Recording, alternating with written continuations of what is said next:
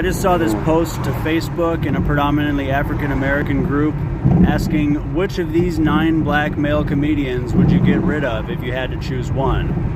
And it was like Chris Rock, Eddie Murphy, Red Fox, Kevin Hart, Dave Chappelle, Martin Lawrence, and a couple other guys. And almost like half of the people were putting Chris Rock. I would get rid of Chris Rock. And I messaged the original poster. It's like, why does everyone hate Chris Rock?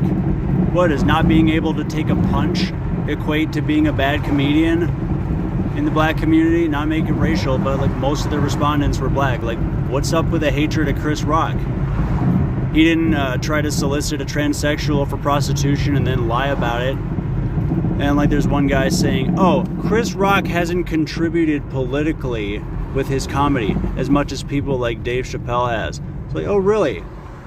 Could you remind me who was standing right next to Dave Chappelle when he hosted SNL after the Trump election and they did that classic sketch about like white people think this is the worst thing that ever happened in America and what about slavery? Chris Rock was standing next to Dave Chappelle when that happened. They both contributed politically. How about Chris Rock's Social Security Act? Not the Social Security Act that the government passed. I mean the act, the comedy act he did about Social Security. Ha ha ha. No, he says you don't pay your taxes. You get your paycheck and the money already gone. And the retirement age is 65. Meanwhile, the average black man dies before that. He mentioned a specific age. I think it was 64 or 54. It's a bit higher. He was a bit off. But anyway, Chris Rock has contributed plenty politically to comedy. All right?